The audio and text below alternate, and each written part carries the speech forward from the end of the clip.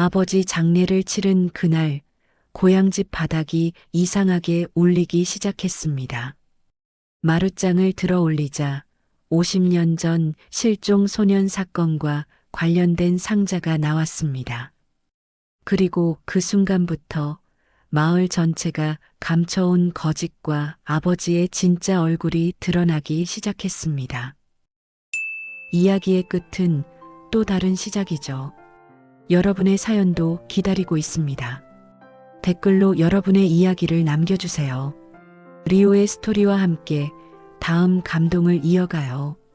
윤석진은 장례를 막 치른 뒤에도 어딘가 정리가 되지 않는 마음을 안고 고향집 마당을 천천히 걸었습니다. 집 안으로 들어서자 오래 비워둔 방 특유의 눅눅한 냄새가 새어나왔습니다. 그는 천장을 올려다보며 한숨을 내쉬었고 발끝에 밟히는 삐걱거리는 마룻장에 잠시 시선을 멈추었습니다. 평소와 다르게 한 칸이 유독 들떠있는 듯 보였기 때문입니다. 그는 허리를 굽혀 마룻장을 손으로 눌러보았고 미세하게 흔들리는 틈을 발견했습니다. 무언가 감춰진 느낌이 그의 손끝을 따라 전해졌습니다. 아버지, 이게 뭡니까? 대체 뭘 숨기신 거예요? 석진은 혼잣말을 내뱉으며 공구함에서 드라이버를 꺼냈습니다. 마룻장을 조심스레 들어 올리자 아래는 오래된 먼지와 함께 금속성 냄새가 희미하게 퍼졌습니다. 바닥 아래 작은 공간 한가운데에는 녹슨 철제 상자가 놓여 있었습니다. 그는 잠시 손을 멈추며 상자를 바라봤습니다.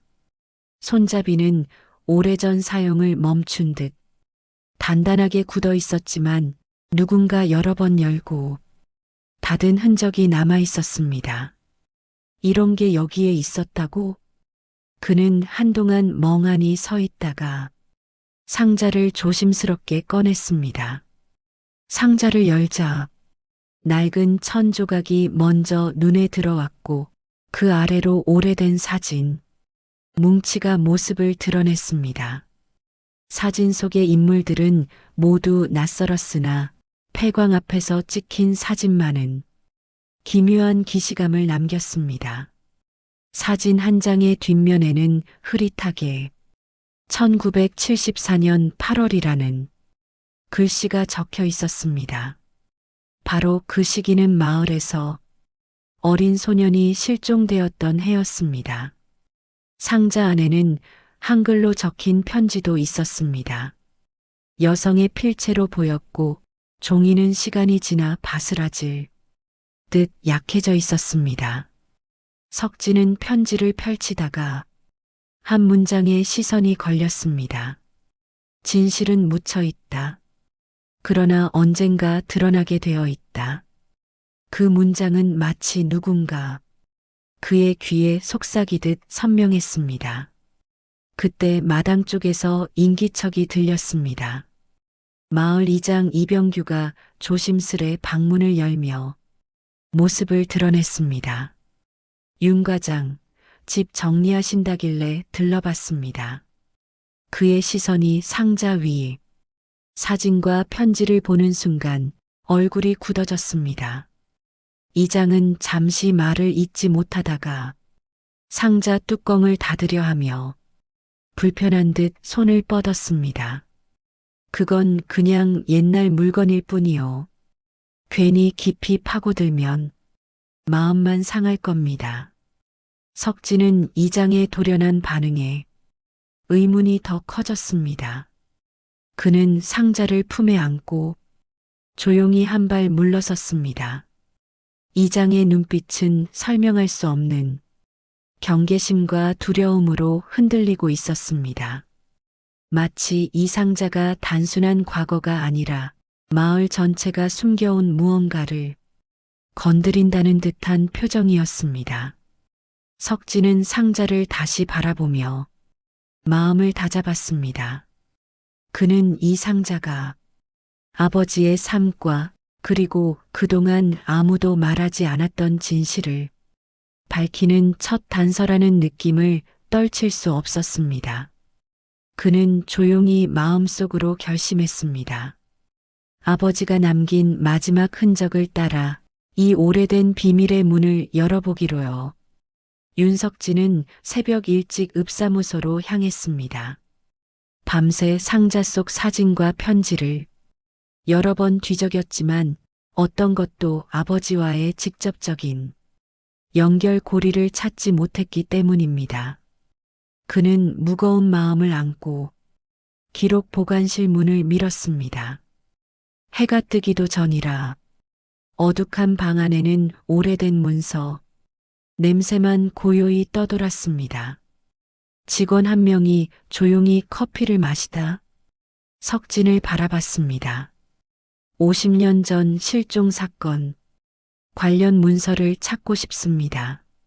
석진의 말에 직원은 잠시 놀란 표정을 지으며 자리에서 일어났습니다. 직원은 오래된 캐비닛을 열어 바랜 문서철 몇 개를 꺼냈습니다. 그러나 문서 대부분은 공란이거나 불에 탄 흔적만 남아 있었습니다. 직원은 송구하다는 듯 고개를 숙였습니다. 70년대 화재로 보관 자료가 거의 소실됐습니다.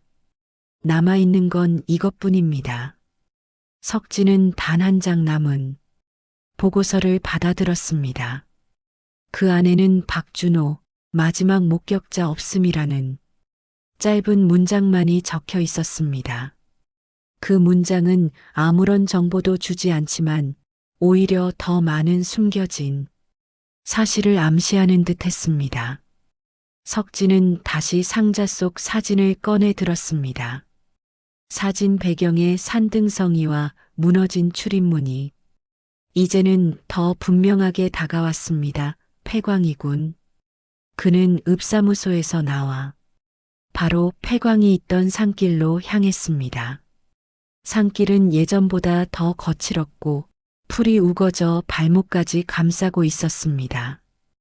오래된 광산 입구는 무너져 있었지만 방치된 표지판이 땅에 반쯤 묻힌 채 남아 있었습니다.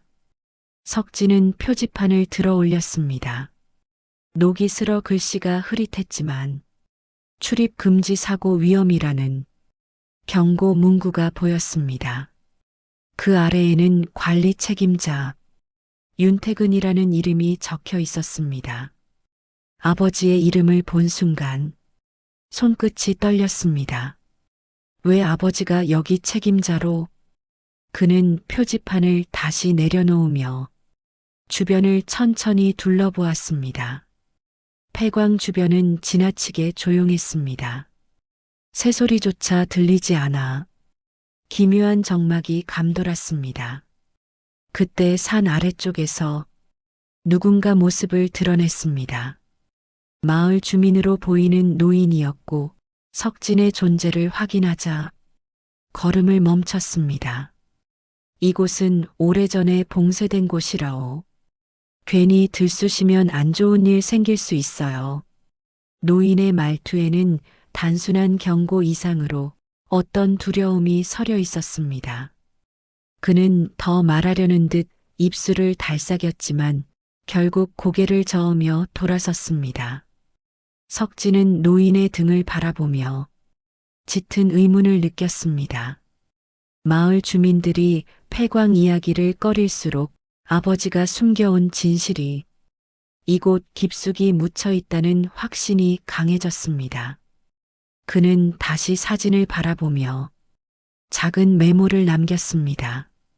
폐광 아버지 실종 사건 연결 고리 있음. 그리고 마음속으로 다짐했습니다. 어떤 불편한 진실이 기다리고 있더라도 끝까지 파헤치겠다고요. 윤석진은 폐광을 둘러본 뒤 실종 소년 박준호에 대한 단서를 찾기 위해 마을 경로당을 찾았습니다.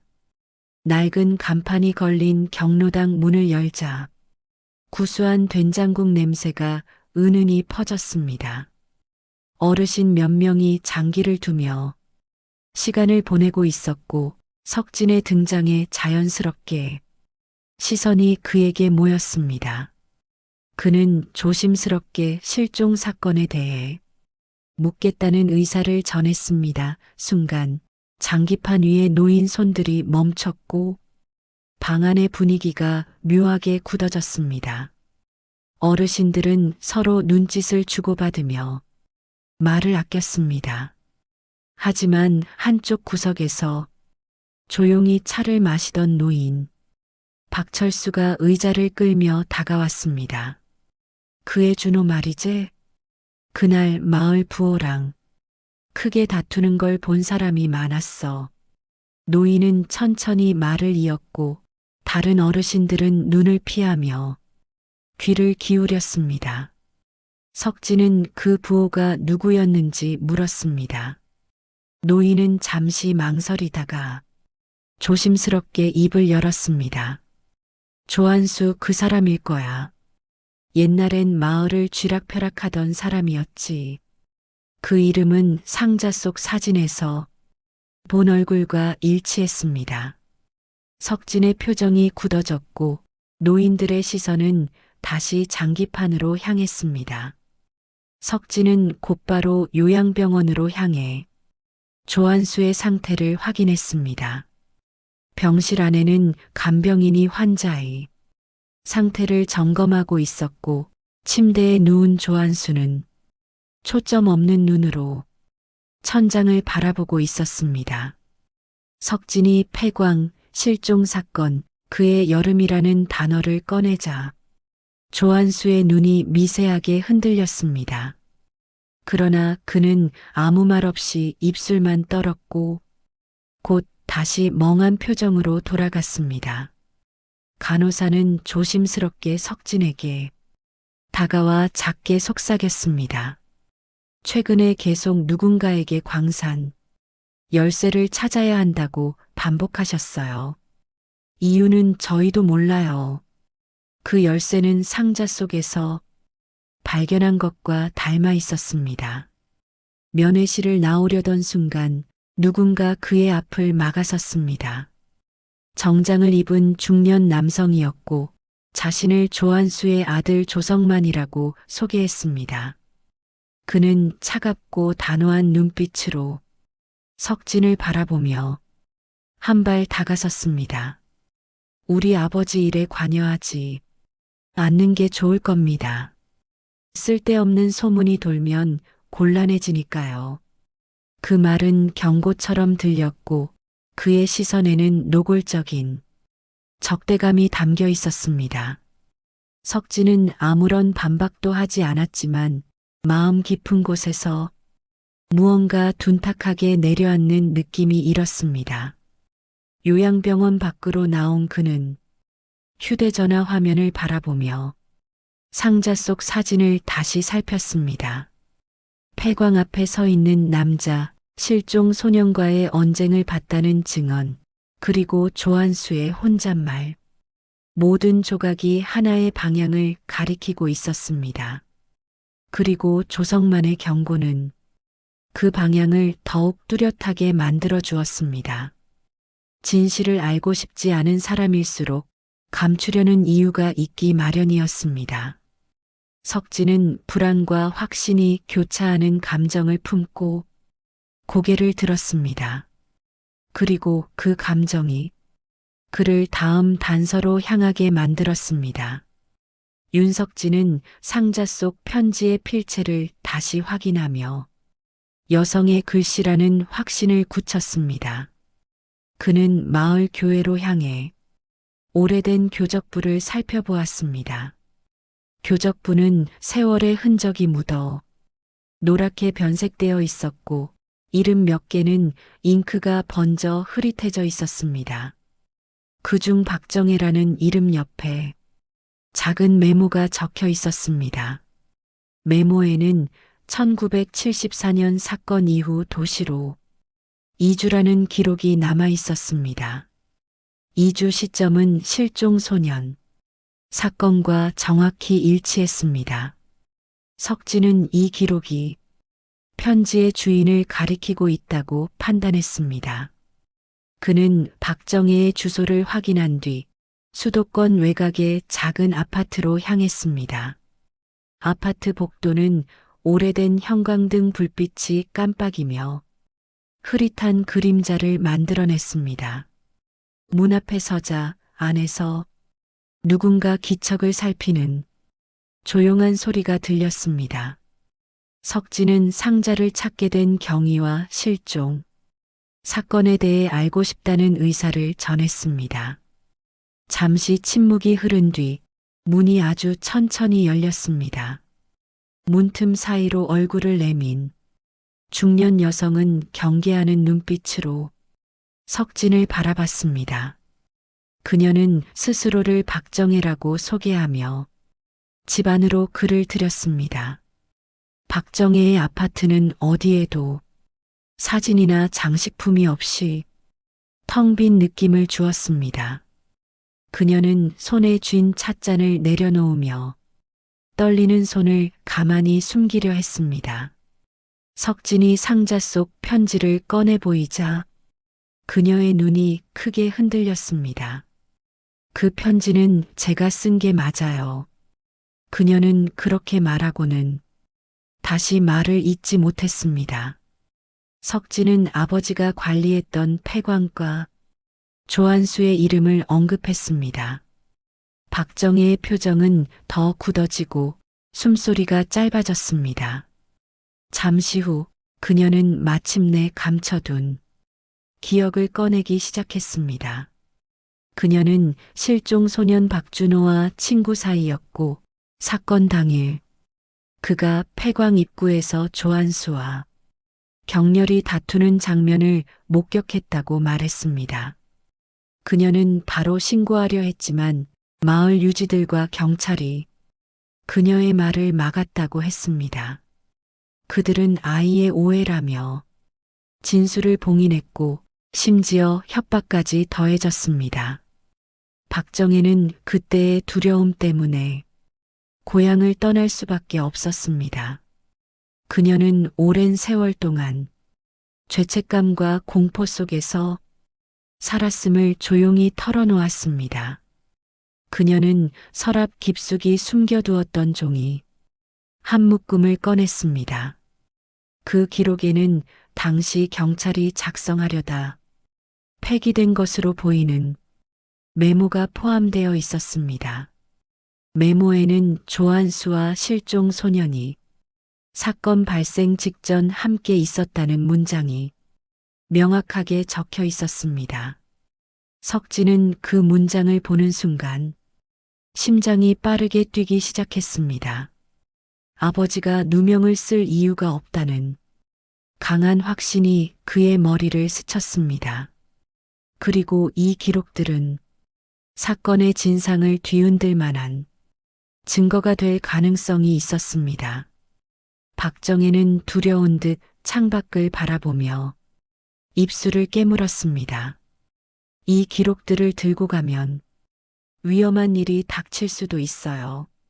그녀의 걱정은 단순한 경고가 아니라 그동안 겪은 공포에서 나온 목소리였습니다.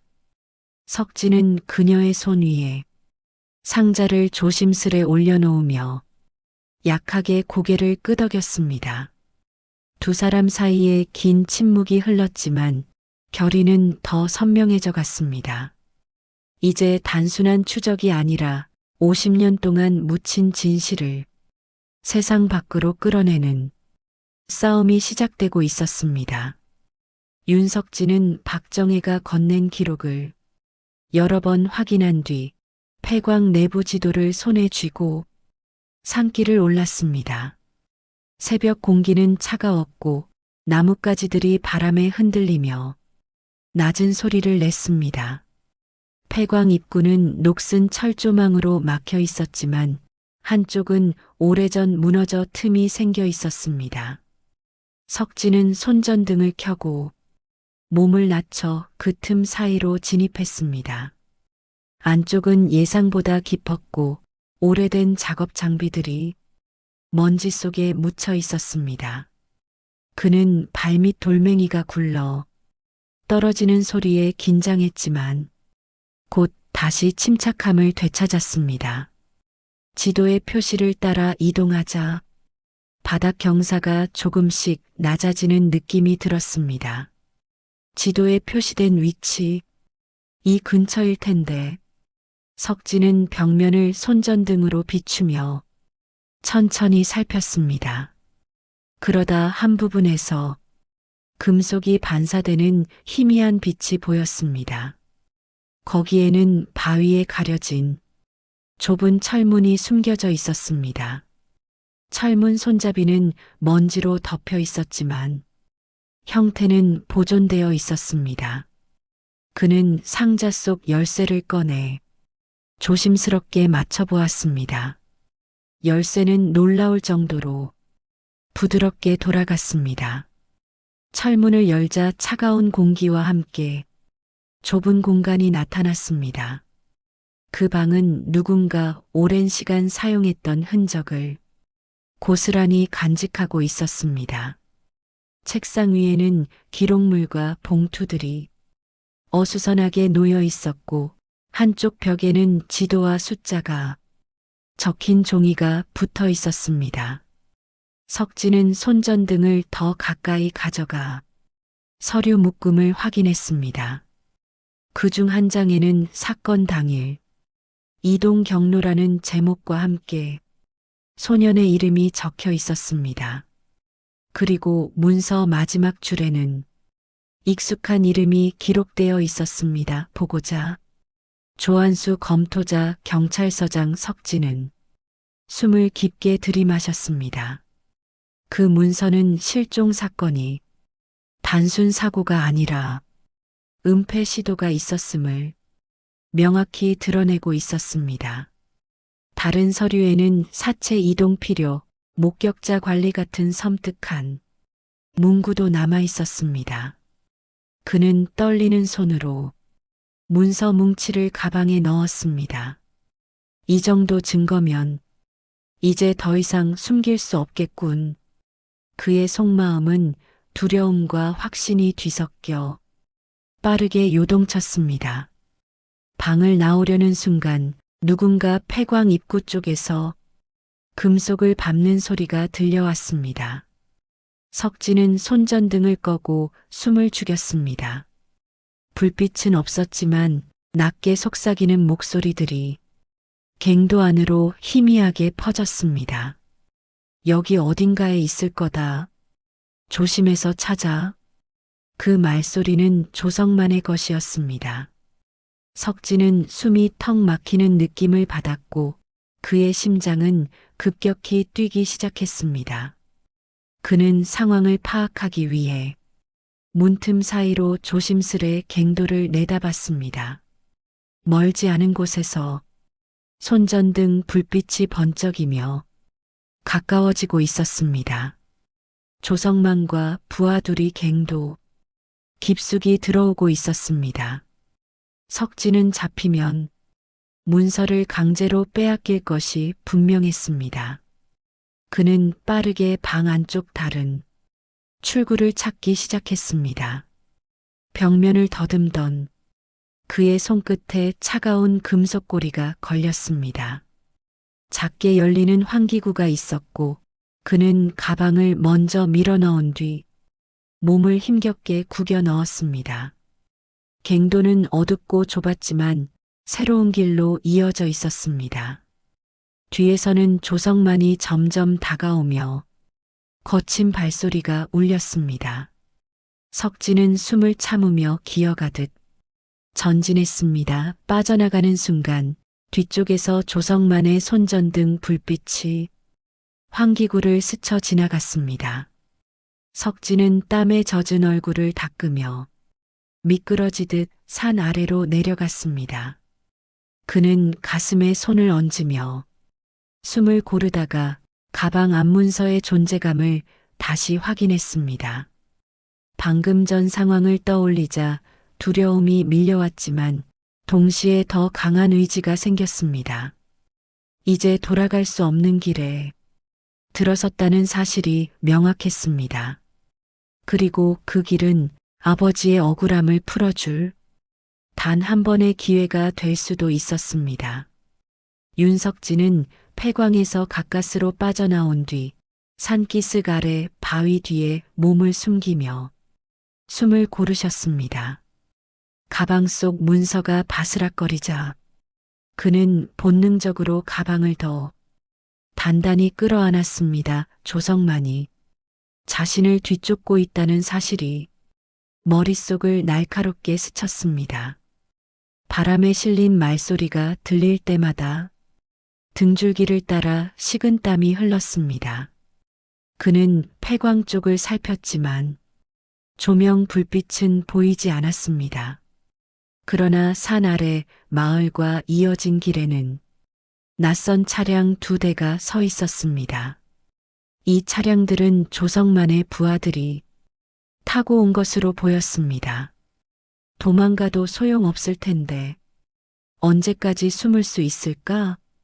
불안한 속삭임이 마음속에서 기어나왔지만 그는 곧 이를 다물었습니다. 할 일이 있었고 그 일을 막을 수 있는 사람은 아무도 없었습니다. 그는 바람 소리를 이용해 움직임을 감추며 천천히 산 아래로 내려갔습니다. 짙은 숲 사이에서 나뭇가지가 부딪히며 작은 소리를 냈습니다.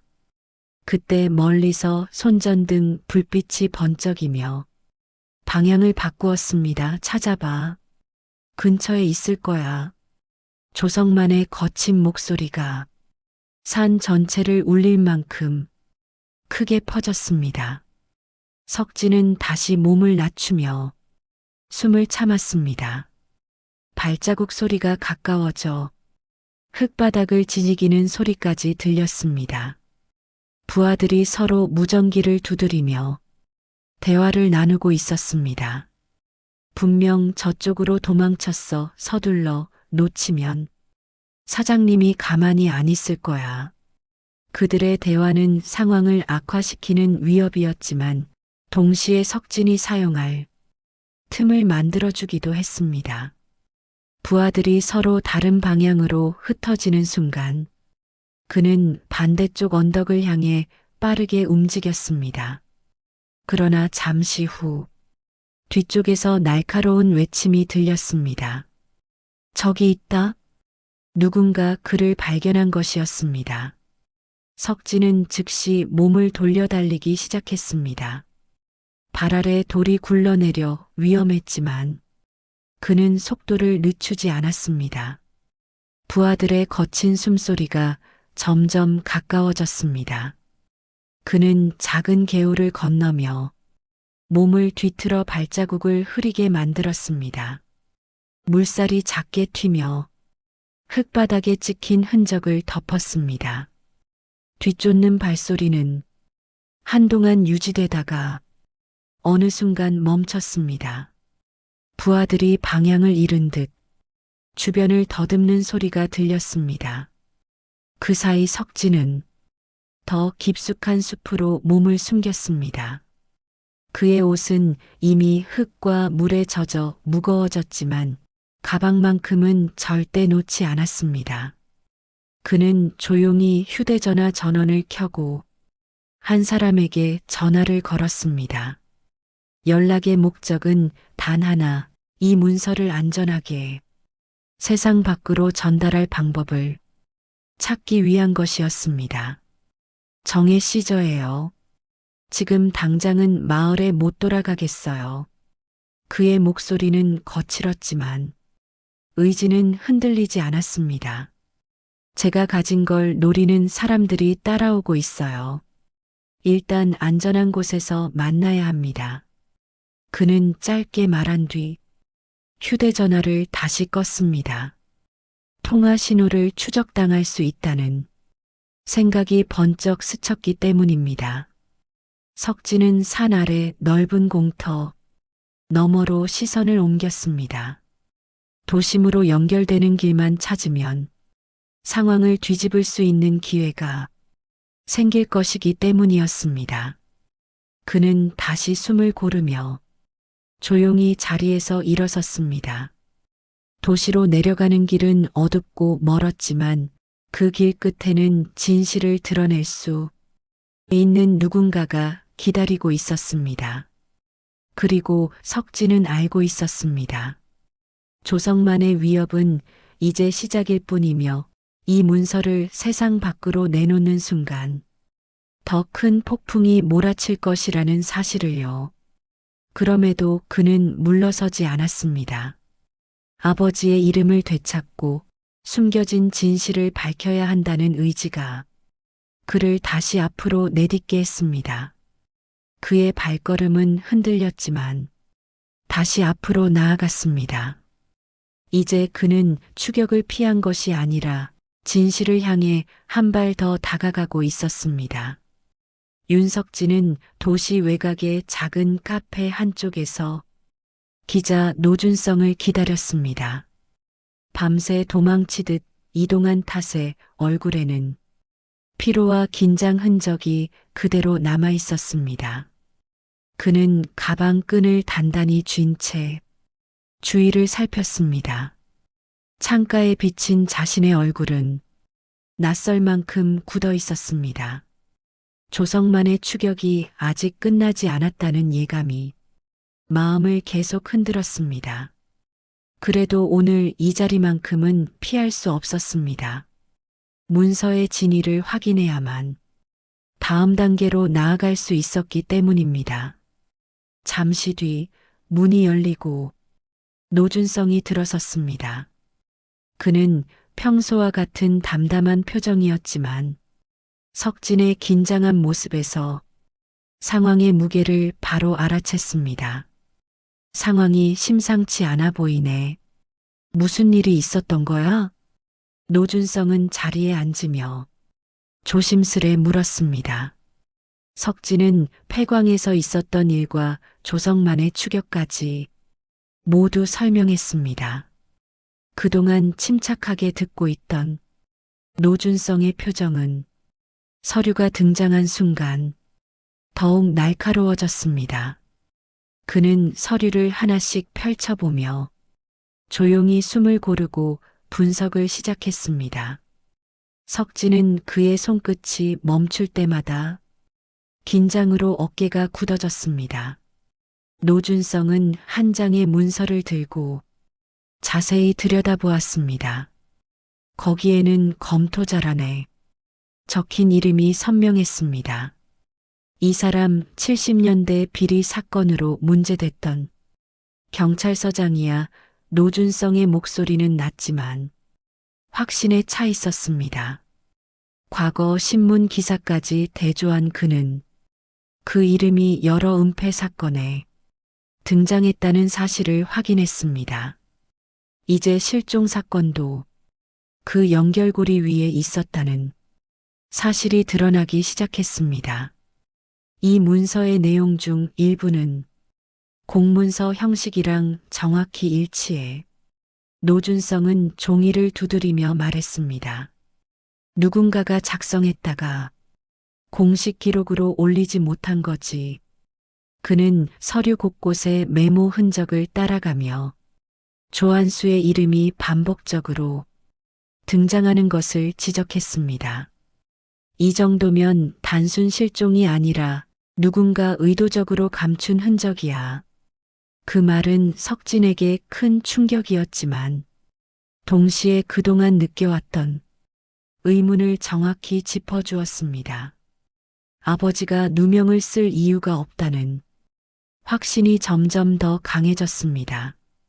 석진은 상자 속 사진 한 장을 꺼내 책상 위에 올렸습니다. 사진 속 폐광 입구는 지금의 폐광과 정확히 일치했습니다. 노준성은 사진 뒷면에 적힌 날짜를 보고 검은색 펜으로 표시했습니다. 이날이 조한수 부동산 확장과 맞물려 있어 신문 기사에도 나와 있었어. 두 사람은 사진과 문서, 당시 뉴스 자료까지 종합해 사건의 흐름을 재구성했습니다. 결과는 한 방향을 향하고 있었습니다. 소녀는 사고로 죽은 것이 아니라 은폐를 위해 사라지게 된 것에 가까웠습니다. 석진은 손을 억지로 펴며 깊은 숨을 내쉬었습니다. 수십 년 동안 마을을 짓누른 비밀이 조금씩 형태를 갖춰가고 있었습니다. 그리고 그 비밀이 아버지를 침묵하게 만들었던 이유도 함께 드러나고 있었습니다. 아버지는 소년을 보호하려다 오히려 범인으로 몰렸을 가능성이 컸습니다. 그동안 마을에서 들었던 불편한 반응들이 이제 하나의 의미로 이어졌습니다. 아버지는 침묵을 선택한 것이 아니라 누군가에게 침묵을 강요당했던 것이었습니다. 노준성은 단호한 시선으로 석진을 바라봤습니다. 이 정도 증거면 재수사를 요청할 수 있어. 하지만 조성만 같은 사람을 상대하려면 조심해야 해. 석진은 천천히 고개를 끄덕였습니다. 그는 이미 목숨을 건 추적이 시작되었다는 사실을 알고 있었습니다. 그러나 더 이상 물러설 수는 없었습니다. 진실은 이제 단순한 기록이 아니라 아버지의 명예와 직결되어 있었기 때문입니다. 그리고 그 진실은 반드시 세상 밖으로 드러나야 했습니다. 윤석진은 이른 아침 지방경찰청 민원실 앞에 서 있었습니다. 전날 밤 카페에서 노준성과 모든 퍼즐이 맞춰지자마자 그는 곧바로 재수사 신청을 준비했습니다. 손에 든 서류는 여러 번 확인한 탓에 모서리가 약간 구겨져 있었습니다. 경찰청 건물은 늘 보던 모습이었지만 오늘만큼은 높아 보이고 위압적으로 느껴졌습니다. 그러나 발걸음은 멈추지 않았습니다. 그는 번호표를 뽑고 대기석에서 서류를 다시 정리하며 숨을 가다듬었습니다. 조성만이 언제든 모습을 드러낼 수 있다는 생각이 스쳐 지나갔지만 그는 흔들리지 않았습니다. 잠시 후 담당 조사관이 석진을 불렀습니다. 조사실에는 오래된 책상과 컴퓨터가 놓여 있었고 벽에는 사건 관련 절차, 안내문이 붙어 있었습니다. 석진은 조심스럽게 가방에서 폐광에서 가져온 문서와 사진을 꺼내 테이블 위에 올렸습니다. 조사관은 첫 장을 넘기는 순간부터 표정이 서서히 달라지기 시작했습니다. 이건 단순 민원 수준은 아닌데요. 조사관은 장갑을 끼고 서류를 더 면밀히 살폈습니다. 특히 사체 이동과 조작이라는 단어가 적힌 문서에서 그는 오래 시선을 떼지 못했습니다. 조사관은 팀장에게 보고하기 위해 잠시 자리를 비웠습니다. 석진은 홀로 남아 방 안의 적막을 견뎠습니다. 벽식의 초침 소리가 지나치게 크게 들릴 만큼 긴장감이 짙게 깔렸습니다. 그는 잠시 눈을 감고 아버지의 얼굴을 떠올렸습니다.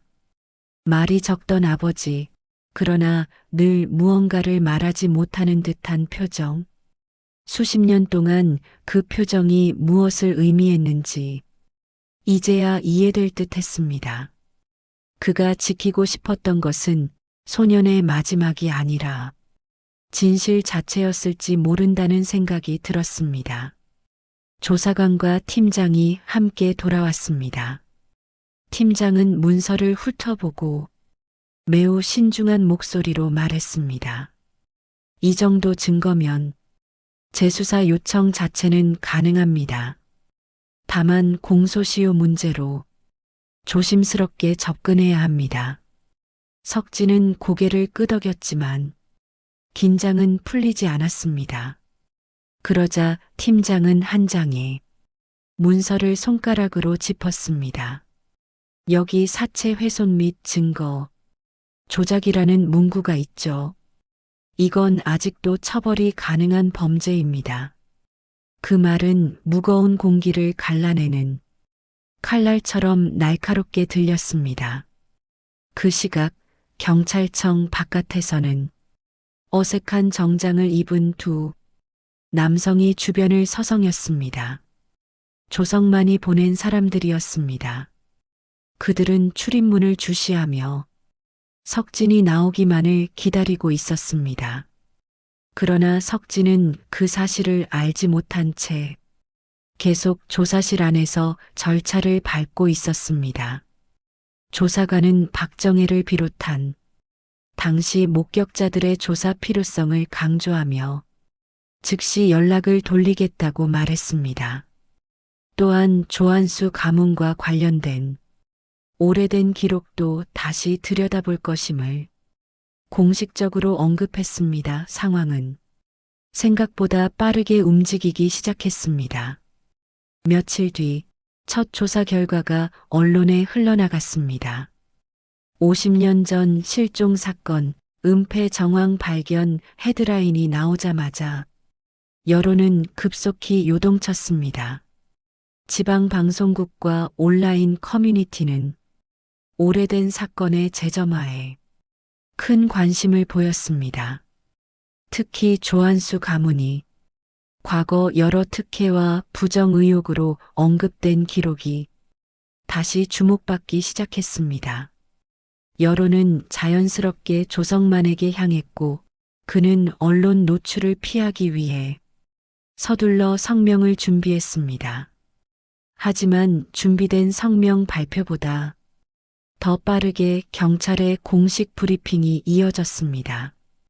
은폐 정황은 명백합니다. 경찰 브리핑은 단호했습니다. 회의실 화면에는 폐광 내부에서 발견된 문서 일부가 흐릿하게 모자이크 처리되어 비쳤습니다. 그리고 이어진 발표는 사건의 무게를 결정적으로 드러냈습니다. 고인의 아버지 윤태근 씨는 가해자로 지목된 적 없으며 실종 아동을 보호하려 했던 정황이 새롭게 확인되었습니다. 브리핑을 본 석진은 망설임 없이 두 손으로 얼굴을 감쌌습니다. 그는 벅찬 감정 속에서 오래 묵혀있던 돌덩이가 떨어져 나가는 듯한 해방감을 느꼈습니다. 그러나 동시에 알고 있었습니다. 진실이 드러나는 순간 더 큰 폭풍이 몰려온다는 사실을요. 그리고 그 폭풍의 중심에는 아직 아무 말도 하지 않은 조성만이 버티고 있었습니다. 석진이 경찰청을 나선 뒤 몇 날이 지나자 마을은 눈에 띄게 술렁였습니다. 경찰 브리핑 이후 촌로들 사이에서 은근히 퍼지던 소문이 이제는 거리와 시장, 경로당까지 번져 있었습니다. 수십 년간 침묵으로 덮여 있던 과거가 깨어나기 시작하자 주민들의 표정에는 당혹스러움과 두려움이 동시에 떠올랐습니다. 누군가는 조용히 속삭였고 누군가는 고개를 숙인 채 말을 잇지 못했습니다.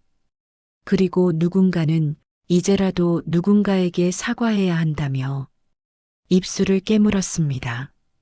마을의 공기는 눈에 보이지 않는 균열로 가득 차 있었습니다. 그 균열 속에서 가장 흔들린 사람은 현 이장이었습니다. 이병규는 며칠째 얼굴이 창백해져 있었고 주민들에게 둘러싸일 때마다 뭔가를 변명하려 했습니다. 석진이 마을회관에 들어섰을 때 모두의 시선이 그에게 향했습니다. 그는 눈을 피하지 않고 앞으로 걸어나갔습니다. 누군가 미안한 듯 시선을 내리깔았고 또 다른 누군가는 도망치듯 자리를 피했습니다. 그 순간 중년 여성 하나가 떨리는 목소리로 석진을 불렀습니다. 윤태근 씨, 그분은 그런 분이 아니었어요. 저희가 너무 늦었네요. 그 말은 마을 사람들이 마음속 깊은 곳에서 꺼내지 못했던 진심처럼 들렸습니다. 이어 다른 주민들도 조심스럽게 입을 열며 한두 마디씩 덧붙였습니다. 어떤 이는 과거 폐광에서 뭔가 이상한 장면을 본 적이 있다며 그때 신고하지 못했던 죄책감을 털어놓았습니다. 마을 이장은 결국 회관 중앙에 서서 주민들을 바라봤습니다. 그의 어깨는 축 늘어져 있었고 목소리는 힘을 잃고 있었습니다. 저도 당시의 진실을 알고 있었습니다. 하지만 권력이 두려워 아무것도 하지 못했소. 그의 고백에 회관안은 잠시 무겁게 가라앉았습니다. 이장은 더 이상 말을 잇지 못하고 고개를 깊이 숙였습니다. 그의 고백은 단순한 사과가 아니라 마을 전체가 짊어진 침묵에 무게를 드러내는 것이었습니다. 석진은 이장의 어깨가 떨리는 것을 보며 감정이 복잡하게 뒤섞였습니다. 원망도 있었지만 더 이상 과거에만 머물러 있을 수 없다는 생각이 더 크게 밀려왔습니다. 며칠 뒤 마을 외곽의 폐광 주변에는 새로운 모습이 나타났습니다. 안전 펜스가 설치되었고 작은 설명판이 세워졌습니다. 1974년 사건의 흔적을 기억하며 역사의 기록으로 남긴다. 이 문구는 오랜 침묵을 끝내고 진실을 보존하겠다는 의지를 담고 있었습니다. 주민들은 정리되지 않은 감정 속에서도 폐광 주변을 천천히 거닐며 과거를 되돌아보았습니다. 한 노인은 폐광 입구를 바라보며 흐느끼는 듯한 표정을 지었습니다. 그의 눈에는 세월 동안 묻혀있던 후회와 미안함이 서려 있었습니다. 그러나 동시에 이제라도 진실을 마주할 용기를 얻은 사람의 눈빛이기도 했습니다. 박정혜는 석진을 조용히 불러 세웠습니다. 그녀는 여전히 두려움이 남아 있었지만 이전과 달리 눈빛이 단단해져 있었습니다. 당신이 오지 않았다면 아무것도 변하지 않았을 거예요. 그 말에 석진은 잠시 말을 잃었습니다. 그는 자신이 그냥 진실을 알고 싶어 움직였다고 생각했지만 누군가의 삶을 바꾸고 있었다는 사실이 새삼스럽게 느껴졌습니다. 그는 고개를 숙이며 짧게 말했다. 이제 조금은 아버지에게 할 말을 찾은 것 같습니다. 박정혜는 미소인지 눈물인지 모를 표정으로 그를 바라보며 고개를 끄덕였습니다. 마을의 움직임은 서서히 새로운 방향으로 흘렀습니다. 오랜 시간 감춰졌던 상처가 드러나면서 아픔이 있었지만 그 속에서 변화가 움트고 있었습니다. 석진은 상자를 다시 고향집 장롱 깊숙이 보관했습니다. 이제 상자는 두려움의 흔적이 아니라 아버지의 진실을 증명한 상징이 되었기 때문이었습니다. 그리고 그는 조용히 마음을 다잡았습니다. 남겨진 일들은 아직 끝나지 않았습니다. 이제 마지막 정리를 위해 떠날 시간이 다가오고 있었습니다. 윤석진은 새벽 안개가 걷히기 전 고향집 마당 한가운데에 서 있었습니다. 밤새 내린 이슬이 풀잎 위에서 은빛으로 반짝였고 오래된 기와 지붕에는 여전히 차가운 기운이 남아 있었습니다. 상자와 문서 그리고 수십 년 묵은 비밀을 밝혀낸 여정이 끝났다는 사실이 조금씩 실감나고 있었습니다. 그는 집 안으로 들어가 상자 속 기록들을 다시 한번 정리했습니다. 오래된 종이 냄새, 흐릿한 필체, 폐광의 사진까지 모두 손끝에서 마지막 흔적처럼 느껴졌습니다. 이제 이 기록들은 더 이상 집 안 어두운 구석에 숨어 있을 필요가 없었습니다. 그는 모든 자료를 서류철에 묶어 지역 기록 보관소로 가져갈 준비를 마쳤습니다. 해가 천천히 떠오를 무렵 그는 기록 보관소에 도착했습니다. 직원은 서류를 건네받으며 조심스럽게 물었습니다. 이 기록들 보존 등급을 높여야 할 것 같습니다. 귀중한 자료네요. 석진은 고개를 끄덕이며 짧게 미소 지었습니다. 서류가 직원의 손으로 넘어가는 순간 어딘가 가슴 깊은 곳에서 묵직한 무언가가 풀려나가는 듯 했습니다. 그는 유리창 너머로 아침 햇살을 바라보며 생각했습니다. 이제 비로소 아버지의 이름이 어둠 속에서 걸어 나왔다고요. 그리고 누군가의 억울한 시간이 비로소 제자리로 돌아가고 있다고요. 며칠 뒤 폐광 주변이 정비되자 작은 안내판이 공개됐습니다. 사람들이 모여 조심스레 눈길을 주었고 일부는 손을 모아 가볍게 기도했습니다. 박정혜도 그 중 한 사람이었습니다. 그녀는 석진을 보자 조용히 다가와 서류 한 장을 내밀었습니다. 준호의 가족을 찾아드리고 싶어요. 그 아이의 마지막을 이제라도 알려드려야 하지 않을까요? 그 말은 조용했지만 강했습니다. 석진은 잠시 눈을 감았다가 천천히 고개를 끄덕였습니다. 두 사람은 함께 서울의 한 오래된 주소지를 향했습니다. 준호의 가족은 노년의 부부였고 오랜 실종 신고 기록이 남아있는 집이었습니다. 그들은 문을 열자마자 석진과 박정혜를 바라보며 조심스러운 표정을 지었습니다. 석진은 준비해온 서류와 사진, 일부를 조심스럽게 내놓았습니다.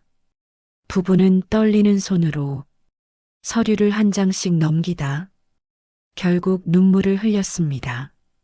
그 아이가 혼자가 아니었군요. 아버지가 마지막까지 지키려 했던 진실은 이제 비로소 단 한 사람에게라도 닿고 있었습니다. 그 장면은 석진의 가슴 한가운데 깊이 남았습니다. 며칠 후 석진은 다시 고향집을 찾았습니다. 집안은 여전히 조용했고 바람소리만이 문틈을 스쳤습니다. 그는 한참 동안 집안을 돌아보다가 천천히 짐을 챙기기 시작했습니다.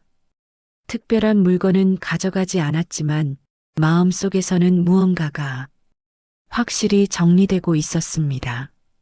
밖으로 나오자 노을빛이 마당을 붉게 물들였습니다. 그는 그 빛 속에서 아버지를 떠올렸습니다.